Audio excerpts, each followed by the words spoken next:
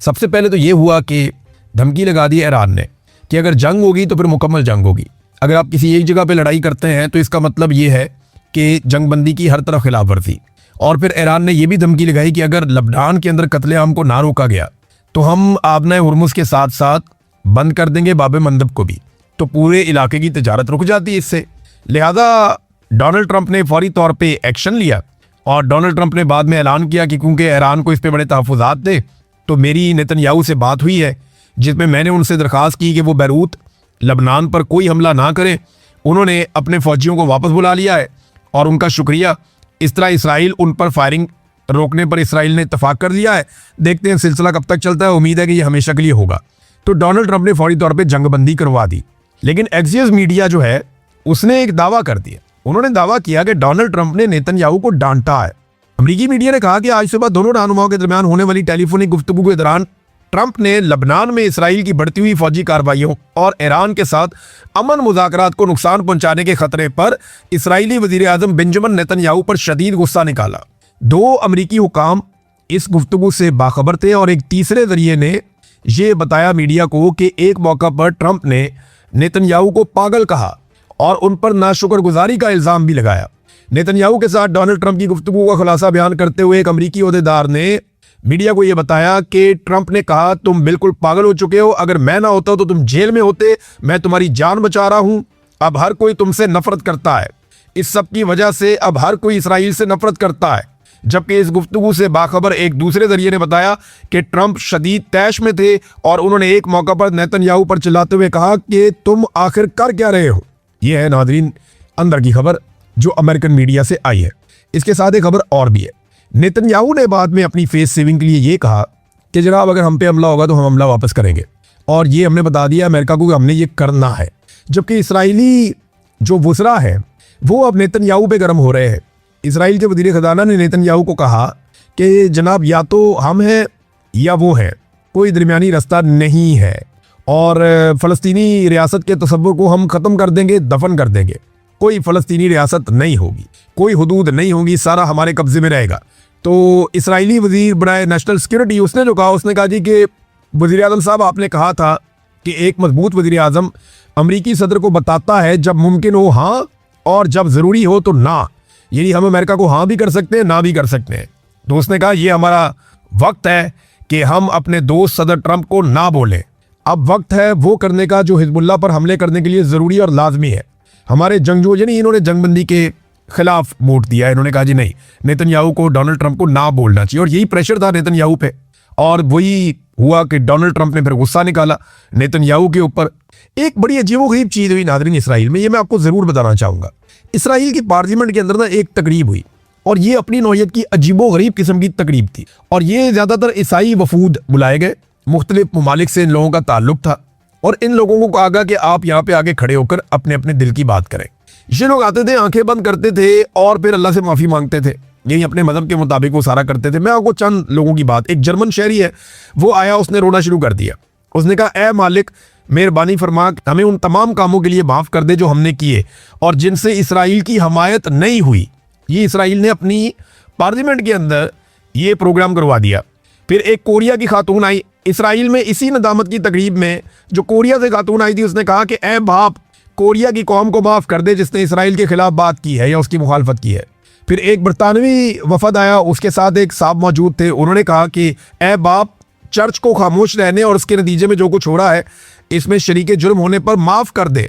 क्या तू हुकूमत और चर्च दोनों में हमारे रहनुमाओं के दिलों को हमारी कौम के लोगों के साथ दोबारा अपनी और अपने कलाम की ताज़ीम की तरफ मोड़ देगा, ताकि एक कौम के तौर पर हम एक बार फिर इसराइल और यहूदी लोगों के साथ हमायत में खड़े हो सकें और उनके दोस्त बन सकें।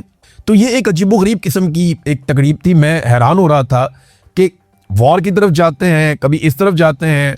थोड़ा अर्सा पहले मैंने डोनाल्ड ट्रंप को देखा, जब वो बहुत इस्तराब में था तो उसके कंधे पे हाथ रख के बहुत सारे मजहबी किस्म के लोग खड़े हुए थे और वो अजीब किस्म के नारे लगा रहे थे। कोई मजहबी किस्म का उनका वो सारा रुझान था। अब ये उनके अकायद हैं, वो उसको वैसे कर सकते हैं, हर कोई आज़ाद है, लेकिन ये फ्रस्ट्रेशन बाद औक़ात ज़ाहिर करता है उन लोगों की जिन्होंने दुनिया को जंग के अंदर फंसा दिया है। फिलहाल इसराइल के लिए वाकई डोनाल्ड ट्रंप की बात ठीक है कि नफरत में इजाफा हुआ है और इसराइल को नुकसान हो रहा है, क्योंकि यहाँ पे एक स्टेटमेंट आया है फ्रांस से। फ्रांस ने इसराइल पर एक पाबंदी लगा दी है। पेरिस में मुनक्कद हो रहा है एक दिफाई नौइयत का शो, और ये बहुत बड़ी नुमाइश होती है जो पेरिस में होती है। वहाँ पे उन्होंने 15 से 18 जून को होने वाले प्रोग्राम में इसराइल की सरकारी शिरकत पर पाबंदी लगा दी है। इसराइली हुकूमत और वजारत दिफा के नुमाइंदों को इस नुमाइश में शिरकत करने या अपना कौमी पवेलियन लगाने की इजाज़त नहीं होगी। यानी ममालिक आते हैं ना, पाकिस्तानी भी जाते हैं, बाकी दुनिया के ममालिक भी जाते हैं, अपने अपने दिफाई हथियार लेकर जाते हैं। वहाँ पेरिस के अंदर उस शो के अंदर वो दिखाते हैं कि हमारे कौन से हथियार हैं, कैसे हथियार हैं।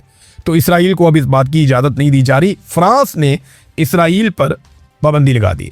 अब एक तरफ गजा जो है उसके ऊपर मुकम्मल कंट्रोल इसराइल अपना पक्का कर रहा है। इन्हें अंदाज़ा भी नहीं है पाकिस्तान की एस्टेब्लिशमेंट को कि ये किस आग के साथ खेल रहे हैं।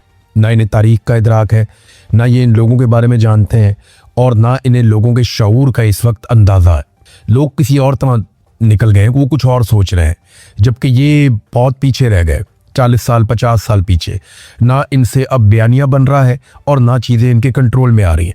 एक बहुत बड़ा फेलियर इनके सामने आकर खड़ा है और ये किसी और पर मलबा भी नहीं डाल सकते। यानी मलबा किस पे डालेंगे? मैं आपको बताने वाला हूं कि DGISPR की जो मुलाकात हुई आज से चंद दिन पहले सहाफ़ियों के साथ, उसमें से मैंने आज कुछ खबरें निकाली। ये बिल्कुल ऑफ द रिकॉर्ड मुलाकात थी। उसमें DGISPR ने सहाफ़ियों पर दबाव डाला कि फलानी चीज़ें आपने करनी है, और सहाफ़ियों ने उसके हवाले से सवालात किए। कुछ सवालात बड़े सख्त भी हुए और DGISPR के पास उनका कोई जवाब नहीं था। अब मैं आपके सामने रखूंगा कि सहाफ़ियों के साथ DGISPR की क्या बातचीत हुई और किस तरीके से बातचीत हुई। एक तो DGISPR ने सहाफ़ियों को ये हुक्म जारी किया कि आप भारत के खिलाफ जितना ज़्यादा हो सके वो आप अपने मीडिया को कवरेज दें। यानी जितनी ज़्यादा भारत के मामलात पे आप कवरेज कर सकते हैं आप कवरेज करें। और DGISPR ने जो दावा किया वो ये था कि भारत बहुत जल्दी टुकड़े टुकड़े होने जा रहा है। आपने टीवी चैनल्स पर यही बताना है कि भारत के टुकड़े होने जा रहे हैं और भारत कई हिस्सों में टूटने वाला है और भारत के पास कुछ भी नहीं बचेगा, वो बुरी तरह तबाही के दहाने पर पहुंच गया। अब ये DGISPR ने मीडिया को जो ब्रीफिंग दी, जो बातचीत उनके साथ की, उसमें ज़्यादा चीज़ें उन्होंने भारत के हवाले से की। और ये जो वाक़यात हुए ना कोयटा में या बलूचिस्तान में जो वाक़यात हुए, ये उन वाक़यात से पहले की बात है कि DGISPR ने मीडिया के लोगों को बुलाया, प्रिंट मीडिया के, इलेक्ट्रॉनिक मीडिया के, जिनमें कुछ लोग सोशल मीडिया पे भी काम करते हैं, और उन्हें कहा जनाब कि आप ये बयानिया बनाएं कि भारत के टोटे टोटे होने वाले हैं, बेड़ा गर्क होने वाला है भारत का। तो अब सहाफ़ियों ने कुछ सवालात किए जिनके बिल्कुल उनके पास जवाब नहीं थे। एक सहाफ़ी ने पूछा कि जनाब अगर भारत के टोटे टोटे होने जा रहे हैं तो बैनुल अक़वामी मीडिया में ऐसी कोई स्टोरी क्यों नहीं आ रही? आप हमें कह रहे हैं कि हम ये कहना शुरू कर देंगे भारत के टुकड़े होने जा रहे हैं, लेकिन हमारे पास ऐसी कोई कंफर्म इतला नहीं है या भारत से ऐसे कोई ऑप्टिक्स नहीं आ रहे, ना ही इंटरनेशनल मीडिया ऐसी कोई स्टोरी रिपोर्ट कर रहा है। तो हम ये कैसे कह दें जब इंटरनेशनल मीडिया ये नहीं कह रहा, किसी तरफ से कुछ ऐसी खबर नहीं आ रही? तो इस पे DGISPR के पास जवाब नहीं था। वो यही कह रहे थे कि मैं आपको बता रहा हूँ ना, भारत के टुकड़े टुकड़े होने जा रहे हैं, उनकी पॉलिसियाँ बहुत ख़राब है, उनका बेड़ा गर्क होने जा रहा है। तो आप ये खबरें चलाएं अपने मीडिया के ऊपर, आप बताएं भारत का असल चेहरा पूरी दुनिया को। ये वो बार बार कह रहे थे। एक सहाफ़ी ने वहाँ पे, गालिबन ये कोई प्रिंट मीडिया के जर्नलिस्ट हैं, उन्होंने कहा जनाब के टीवी चैनल्स तो टके टोकरी हो गए हैं पाकिस्तान में और मीडिया की अहमियत ख़त्म हो गई है। सोशल मीडिया के ऊपर अगर आप बात करते हैं तो भारत जो है वो उसको महदूद कर देता है, रिपोर्ट भी करता है। तो यहाँ अब आप अपना बयानिया कैसे चलाएंगे? मीडिया की तो क्रेडिबिलिटी खत्म हो गई।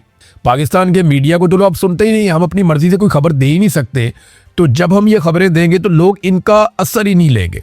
जब ये कहा गया तो DGISPR ने कहा जी आपको सिर्फ अपनी फिक्र रहती है, आप कुर्बान कर दें अपने चैनल्स और आप पाकिस्तान की खातिर इतना नहीं कर सकते, तो आपको भारत के खिलाफ बात करने में क्या प्रॉब्लम है? तो वो और तरफ ले गए मामले को, जबकि कहा यह गया था कि आपने तो मीडिया को तबाह बर्बाद कर दिया, मीडिया की तो क्रेडिबिलिटी खत्म हो गई, इंटरनेशनल मीडिया में ये खबर चल नहीं रही कि भारत के टुकड़े होने जा रहे हैं। तो आप हमें ये कह रहे हैं कि हम ये खबर चला देंगे भारत के टुकड़े होने जा रहे हैं, हालांकि हमारी तो क्रेडिबिलिटी पहले ही खत्म है, हम तो किसी और बैनुल अक़वामी मीडिया को कोट भी नहीं कर सकते इस मामले में। फिर एक सवाल किया गया, लेकिन DGISPR ने पहले इससे एक जो है वो दावा किया। उन्होंने कहा जी सिंध ताश मुआहदे पर हम कोई कंप्रोमाइज नहीं करेंगे और ठोक देंगे, मौका आएगा हम ठोक देंगे, हम अपना पानी भारत को नहीं देंगे। इस पे एक सहाफ़ी ने पूछा कि जनाब आप बताएं कि आप करेंगे क्या? भारत ने आपका पानी रोक लिया है, इस वक्त रोका हुआ है, आप भाग दौड़ कर रहे हैं, तो आप करेंगे क्या? क्या आप भारत पे हमला करेंगे पानी छुड़वाने के लिए? तो DGISPR ने इसका कोई जवाब नहीं दिया। वो इसका कोई तसल्ली बख्श जवाब नहीं दे पाए कि भारत पे हमला करेंगे या पानी को ज़बरदस्ती छुड़वाएंगे या नहीं छुड़वाएंगे। फिर एक और सवाल किया गया कि जनाब आप ये कहते हैं कि भारत टुकड़ों में तकसीम होने जा रहा है। अगर एक मुल्क टुकड़ों में तकसीम होने जा रहा है, वो टूट रहा है, तो फिर आप उसके साथ इस वक्त जो ट्रैक 2 डिप्लोमेसी है वो क्यों कर रहे हैं? ये मैं आपको बता देता हूं कि पाकिस्तान इस वक्त भारत के साथ डिप्लोमेसी कर रहा है। ट्रैक 2 डिप्लोमेसी के राउंड्स भी हो चुके हैं 2-3, और ये भारतीय मीडिया में रिपोर्ट भी हो रहा है, पाकिस्तानी मीडिया में भी, और मुख्तलिफ जगहों पे इंटरनेशनली ये रिपोर्ट हो रहा है। और पाकिस्तान ने इसकी कहीं पे कोई तरदीद नहीं की। किसी जगह पे पाकिस्तान की सरकार से जब सवाल किया गया, बैनुल अक़वामी मीडिया ने किया कि जनाब ट्रैक 2 डिप्लोमेसी चल रही है, तो पाकिस्तान ने उसकी तरदीद नहीं की।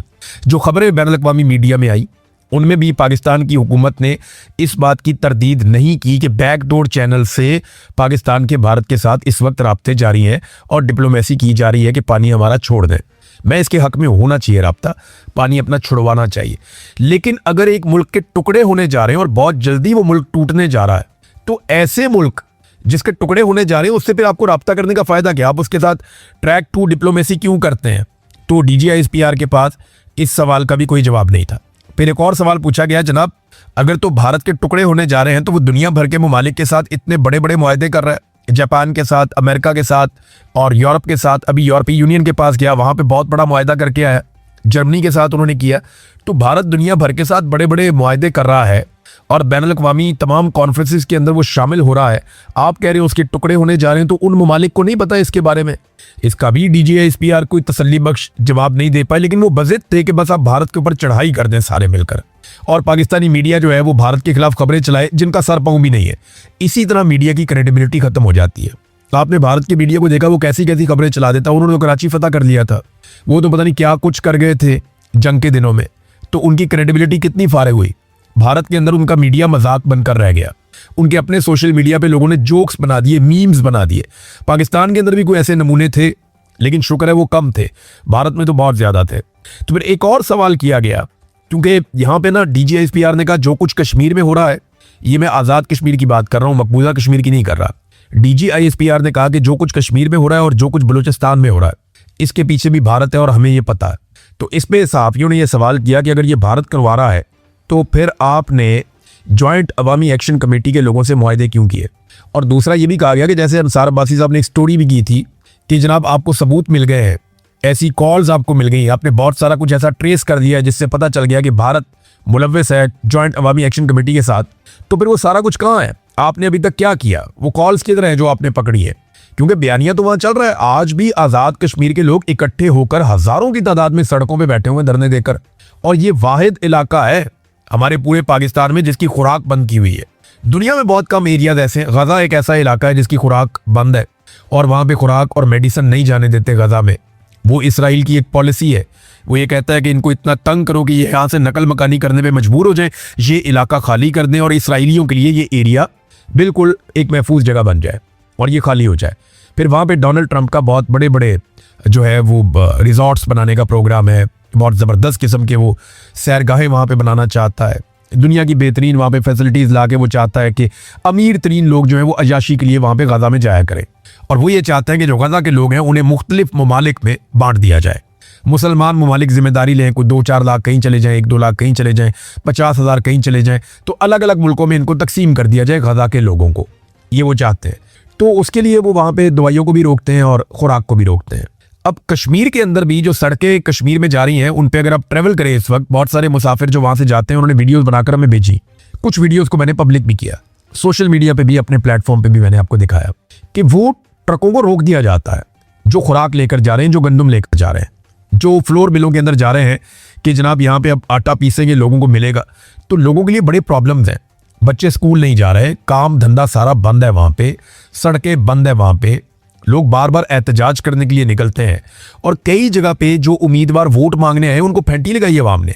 अभी मैं एक विजुअल देख रहा था, उसमें पीपल्स पार्टी का एक कैंडिडेट वोट मांगने के लिए आया, खवातीन ने और बच्चों ने मार मार के भगाया। तो खवातीन आगे से पत्थर मार रही हैं, बच्चे आगे से डंडे मार रहे हैं कि भाग जाओ यहाँ से, खबरदार यहाँ पे आए वोट मांगने के लिए, हमारी लाशों के ऊपर तुम वोट मांगने के लिए आ गए हो। तो कश्मीरियों के साथ जो कुछ भी हुआ ना, वो एक वीडियो है 35 मिनट की रावला कोट की, वो सारे विजुअल इकट्ठे करके उन्होंने जोड़ दिए। वो 35 मिनट की आप वीडियो देख लेना, आज मैंने उसके कुछ मनाज़िर देखे हैं तो आपका दिल दहल जाएगा। जिस तरीके से रावला कोट के अंदर लोगों को मारा गया है ना, ऐसा तो दुश्मन मुल्क के अंदर नहीं किया जाता। सिक्योरिटी फोर्सेस ने ना मस्जिद का लिहाज किया, ना अस्पताल का लिहाज किया, ना किसी और जगह का लिहाज किया। हर जगह पे शहरियों को निशाना बनाया, बहुत मारा लोगों को, बेशुमार लोग जख्मी भी हुए। अस्पतालों के अंदर जख्मियों को भी मारा गया, आके डंडों के साथ मारा।